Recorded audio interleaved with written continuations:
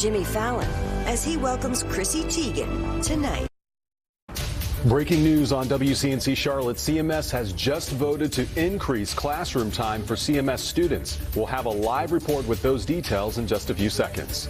Plus, Congress just hours away from voting on President Biden's COVID relief bill. But one senator claims 91% of the nearly $2 trillion doesn't support recovery related to the pandemic.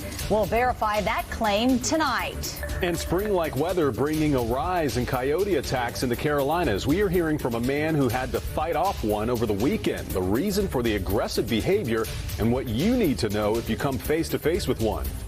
Thank you for joining us. I'm Fred Shropshire. And I'm Sarah French. We'll get to those stories in just a moment. But first, breaking news in Statesville. Right now, crews are on the scene of a massive fire. This is unfolding at Wagner Hardware on Shelton Avenue. A large section of the front of the building collapsed just moments ago. This store apparently sells ammunition, and witnesses say they could hear it popping as crews tried to get a handle on the flames. We'll keep our eyes on this and continue to bring you the latest developments. Now to a CMS school board meeting stretching on for hours tonight. Board members have just voted to send K through 5th grade students back to the classroom 4 days a week. Middle and high school students would go in person twice a week. WCNC Charlotte's Hunter Science has been following this meeting all night. So Hunter, what's the latest?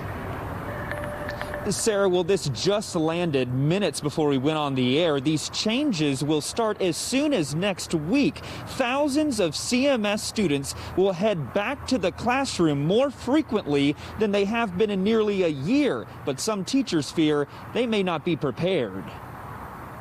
A year after CMS kicked kids out of the classroom, they'll be welcoming them back in droves. Starting March 15th, middle and high schoolers will go in person 2 days a week. Group A attending classrooms on Mondays and Tuesdays, Group B on Thursdays and Fridays. On March 22nd, K through 5 will return to in-person learning 4 times a week, with remote learning Wednesdays. We can safely and effectively achieve the goal of more frequent in-person instruction for our students. Several parents speaking out. It's not easy. The struggles are real. The tears are real. Including Meg Kemp, the single mother of 2, applauds the decision, but wants her kiddos in class 5 days a week. I'm seeing the massive meltdowns. I mean, my kindergartner cries every single day, screaming he does not want to get on Zoom anymore. He's tired of learning this way. Teachers begging the district to delay the change until more of them can be vaccinated, saying they were blindsided. We need time to vaccinate. Teachers are now just receiving vaccinations. We could have been planning for this over the last month, but instead you hid your intentions from us. To reopen in such large numbers on 3 days' notice to prepare seems irresponsible. A vote for more in-person learning just before spring break. And CMS officials say starting tomorrow, parents, you will start being contacted by the district about your child's schedule changes. Also, later this week, you may be contacted again about any bus route changes that could take place because of this decision. An important note, for all of the students enrolled in the full remote academy, this will not impact those students. Reporting live tonight in Charlotte, Hunter Science, WCNC Charlotte. A lot happening. Thank you, Hunter. We are continuing to see vaccination efforts pick up speed.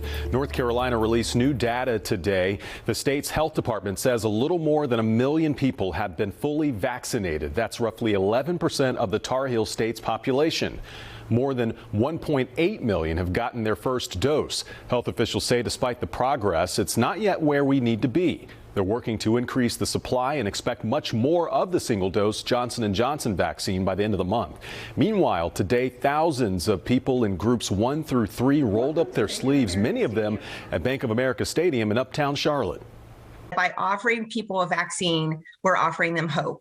It's an opportunity for them to look at their future differently, to plan to get together with their family, to plan to gather with their friends and feel safe going out into work, to go into the grocery store.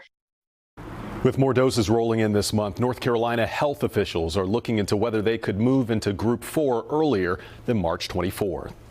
North Carolina's health department has expanded its vaccine data dashboard. It's in an effort to be more transparent about who is getting the vaccine. Users will be able to see vaccinations by race, ethnicity, gender, and age group, by county, by week, and since vaccinations began.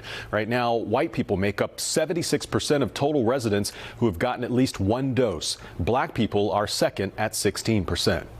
Today, there was a trial run for a federally supported mass vaccination site in Greensboro. It's located at the Four Seasons Town Center and officially opens tomorrow. The plan is to vaccinate as many as 3,000 people each day. The site will operate 7 days a week for 8 weeks. Governor Roy Cooper says he'll visit the FEMA clinic on its opening day tomorrow.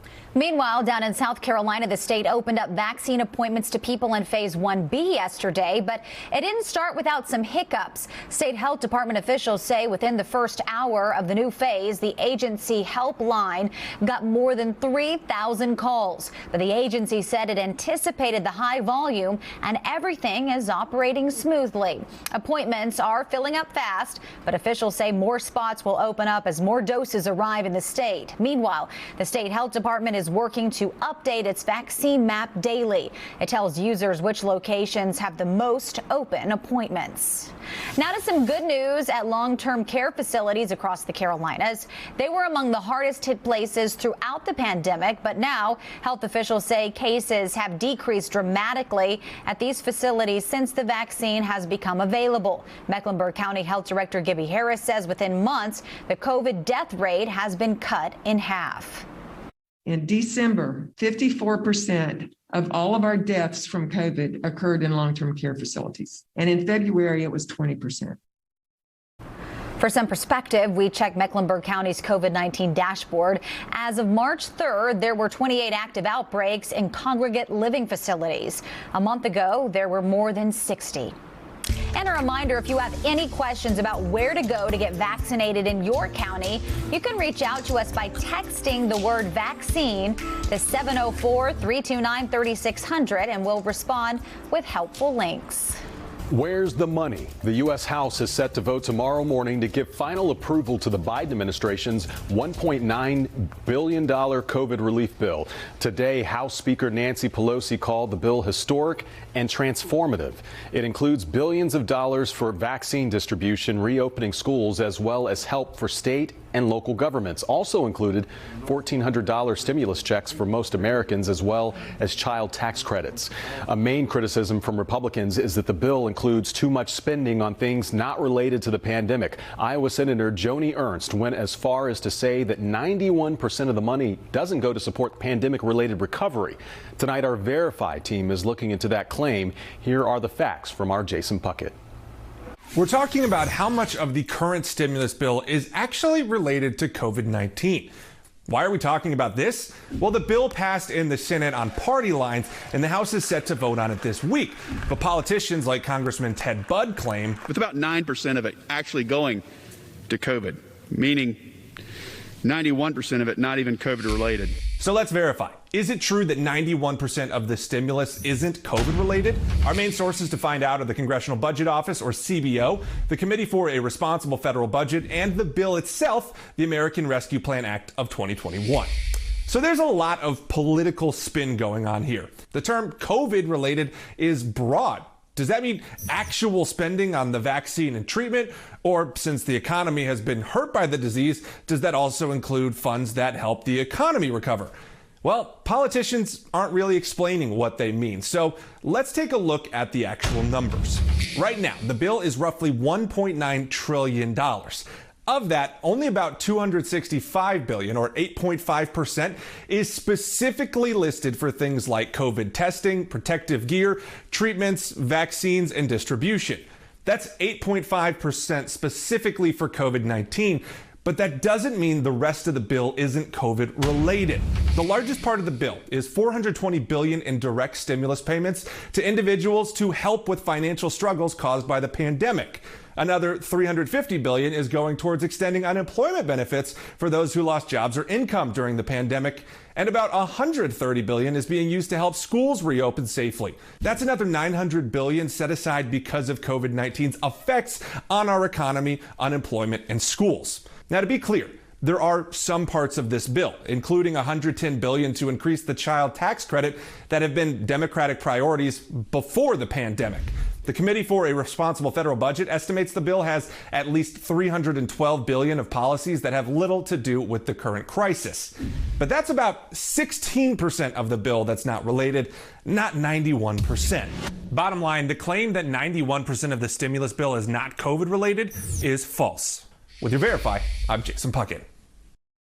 And now we want to take a deeper look into part of that $1.9 trillion with a T, I misspoke a moment ago, dollar pandemic relief bill that's starting to get some attention. American families with children could soon receive monthly payments from the U.S. government. The expansion of the child tax credit could mean families with children could receive a monthly check beginning this July, and that would continue through the end of the year. Now, under the plan, families with children could receive monthly payments of $300 per child age 5 and younger, as well as $250 per child ages 6 to 17. Those amounts begin to decrease for single parents making $75,000 a year and couples earning $150,000. A Winston-Salem man has been arrested for his involvement in the riots at the U.S. Capitol. Matthew Wood was arrested Friday. He was seen carrying a Trump flag inside the building. Federal prosecutors say Wood admitted that he got inside through a broken window, but he claims he was actually pushed by the crowd and entered to avoid being trampled. He's facing several charges, including violent entry and disorderly conduct, as well as obstruction of justice. The National Guard will remain at the U.S. Capitol a little longer amid possible threats of violence. Tonight, Defense Secretary Lloyd Austin approved an extension of the National Guard's deployment.